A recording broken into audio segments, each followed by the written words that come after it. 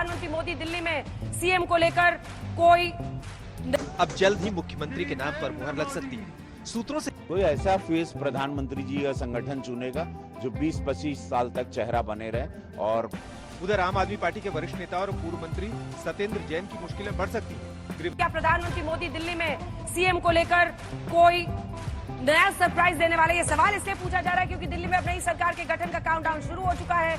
प्रधानमंत्री मोदी के अमेरिका दौरे से लौटने का इंतजार है, जिसके बाद भी मुख्यमंत्री के नाम पर मुहर लग सकती है। सूत्रों से खबर है कि दिल्ली में 19 या 20 फरवरी को शपथ ग्रहण भी हो सकता है। दिल्ली वाले अपने सीएम के चेहरे का इंतजार कर रहे हैं। खबरों के मुताबिक विधायक दल की बैठक होगी 17 या 18 को।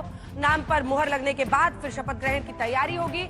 लेकिन 48 में से 15 विधायकों के नाम पहले छाटे गए। फिर खबर है कि 9 नाम उसमें से शॉर्टलिस्ट किए गए हैं। वो 9 नाम कौन से हैं, आइए आपको स्क्रीन पर दिखा भी देते हैं, क्योंकि इसी से आपको समझ में भी आ जाएगा कि कौन कौन से वो चेहरे हो सकते हैं। रेखा गुप्ता, प्रवेश वर्मा, मोहन सिंह बिष्ट, विजेंद्र गुप्ता, सतीश उपाध्याय, आशीष सूद, शिखा राय और पवन शर्मा जैसे नामों की चर्चा चल रही है। हम आपको फिर बता रहे हैं कि ये सिर्फ कयास है। जी हाँ, जब भी किसी न्यू सीएम के बारे में बीजेपी की तरफ से चर्चा हो तो एक लाइन कह देनी चाहिए, कंडीशन अप्लाई। और वो इसलिए क्योंकि बीजेपी सरप्राइज देने के लिए जानी जाती है। खासतौर पर अगर आप राजस्थान, मध्य प्रदेश, इन तमाम राज्यों में जब अनाज, चाहे आप छत्तीसगढ़ ले लीजिए या फिर आप ओडिशा का नाम ले लीजिए, कई जगहों पर ऐसे चेहरे सामने आए जो कि बहुत बड़े सरप्राइज के तौर पर आए। मोदी और अमित शाह के मन में कौन है जो मोदी की गारंटी को पूरा करेगा और मोदी की गारंटी को पूरा करने की गारंटी बनेगा? वही सरकार गठन से पहले ही बीजेपी एक्शन में दिख रही है। आम आदमी पार्टी के वरिष्ठ नेता और पूर्व मंत्री सत्येंद्र जैन की मुश्किलें बढ़ सकती हैं। गृह मंत्रालय ने सत्येंद्र जैन के खिलाफ भारतीय नागरिक सुरक्षा संहिता 2023 की धारा 218 के तहत न्यायालय में मामला चलाने के लिए राष्ट्रपति से अनुरोध किया है, इजाजत मांगी है।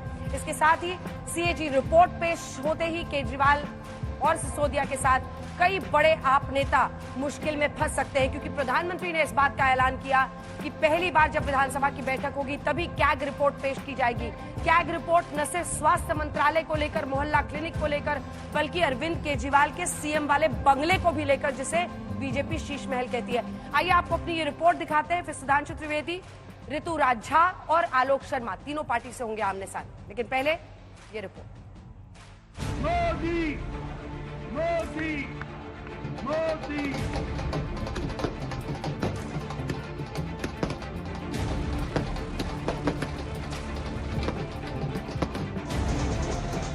दिल्ली में अब नई सरकार के गठन का काउंटडाउन शुरू हो गया है। अब जल्द ही मुख्यमंत्री के नाम पर मुहर लग सकती है। सूत्रों से खबर है कि दिल्ली में 19 या 20 फरवरी को शपथ ग्रहण हो सकता है। खबरों के मुताबिक 17 या 18 फरवरी को बीजेपी विधायक दल की बैठक हो सकती है।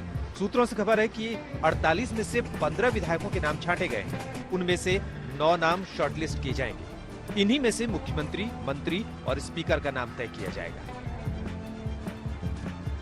फिलहाल जिन नामों की चर्चा मुख्यमंत्री को लेकर हो रही है, उनमें रेखा गुप्ता, शिखा राय, प्रवेश वर्मा, मोहन सिंह बिष्ट, विजेंद्र गुप्ता, सतीश उपाध्याय, आशीष सूद और पवन शर्मा जैसे नाम शामिल हैं। देखिए नामों की चर्चा क्यों हो रही है। आरएसएस के बैकग्राउंड से आने वाली रेखा गुप्ता शालीमार बाग सीट से पहली बार विधायक बनी है। दिल्ली नगर निगम में 3 बार की पार्षद हैं। शिखा राय ने 3 बार से विधायक और दिल्ली में कैबिनेट मंत्री सौरभ भारद्वाज को ग्रेटर कैलाश में करारी शिकस्त दी।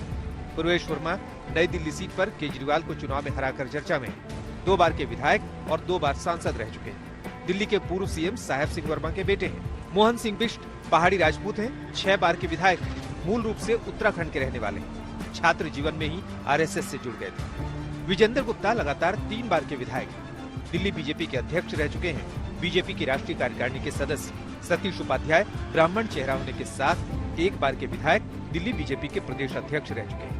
आशीष सूद पहली बार विधायक बने हैं। गोवा में बीजेपी के प्रभारी हैं, जम्मू कश्मीर में बीजेपी के सह प्रभारी हैं। पवन शर्मा उत्तम नगर से विधायक चुने गए हैं और चर्चा से दूर हैं। तो आपने कहा था कि बहुत जल्दी मुख्यमंत्री मिल जाएगा, लेकिन लोगों की सांसें अभी भी अटकी हुई है। कब मिलेगा मुख्यमंत्री दिल्ली को? देखिए, प्रधानमंत्री जैसे ही देश में आएंगे उसके बाद मंथन जारी है और उसके बाद विधायक दल की बैठक होगी, पर्यवेक्षक तय होंगे, केंद्र तय करता है और उसी दिन दिल्ली का मुख्यमंत्री, जो केंद्रीय नेतृत्व चाहेगा, दिल्ली का मुख्यमंत्री हो जाएगा। कब तक उम्मीद लगा सकते हैं कि विधायक दल की बैठक हो जाएगी? मुझे लगता है कि 3-4-5 दिन के अंदर, 3-4 दिन के अंदर भी हो जाएगा। हालांकि नामों के सिर्फ कयास लगाए जा रहे हैं। पीएम मोदी और शाह अपनी शैली के मुताबिक राजस्थान और मध्य प्रदेश की तरह दिल्ली में भी कोई सरप्राइज नाम का ऐलान कर सकते हैं। कोई ऐसा फेस प्रधानमंत्री जी का संगठन चुनेगा जो 20-25 साल तक चेहरा बने रहे और पार्टी की सेवा करते रहे और इस दिल्ली को एक राजधानी, अद्भुत राजधानी बनाए।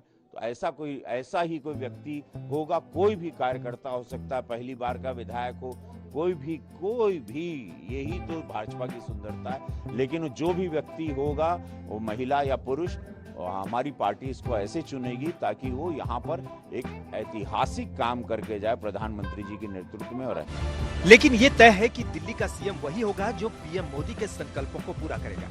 इसीलिए बीजेपी 27 साल बाद दिल्ली में जीत के बाद शपथ ग्रहण समारोह को भव्य और दिव्य बनाने की तैयारियों में भी जुटी है। सूत्रों की माने तो जवाहरलाल नेहरू स्टेडियम में सीएम का शपथ ग्रहण समारोह कराने पर मंथन चल रहा है। 200 से ज्यादा सांसद और पूर्व सांसदों और दिल्ली प्रचार में हिस्सा लेने वालों को भी आमंत्रित किया जाएगा। 700 से ज्यादा विस्तारकों को भी शपथ ग्रहण समारोह में बुलाया जाएगा। उधर आम आदमी पार्टी के वरिष्ठ नेता और पूर्व मंत्री सत्येंद्र जैन की मुश्किलें बढ़ सकती हैं। गृह मंत्रालय ने सत्येंद्र जैन के खिलाफ भारतीय नागरिक सुरक्षा संहिता 2023 की धारा 218 के तहत न्यायालय में मामला चलाने के लिए राष्ट्रपति से अनुरोध किया है।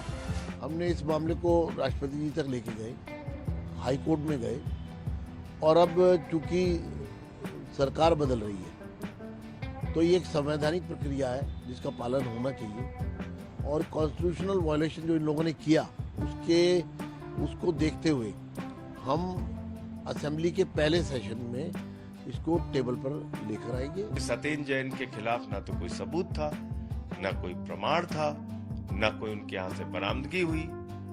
23 महीने उनको जेल में रखा गया, उनको यातनाएं दी गई, 36 किलो उनका वजन कम हो गया। उनको जब 2.25 साल के बाद जब कोर्ट में उनके वकील ने कहा कि भाई इनकी गिरफ्तारी ही अवैध है, इनको तो गिरफ्तार करने से पहले गृह मंत्रालय की अनुमति ही नहीं ली गई राष्ट्रपति की, तो आप कह रहे हैं भाई हमें सैंक्शन दे दो। भले ही अभी बीजेपी सरकार ने शपथ नहीं ली है, लेकिन अभी से बीजेपी एक्शन में नजर आ रही है, जिससे ये तय माना जा रहा है कि सीएजी रिपोर्ट पेश होने के बाद केजरीवाल, सिसोदिया समेत आप के बड़े नेताओं की मुश्किलें बढ़ सकती हैं।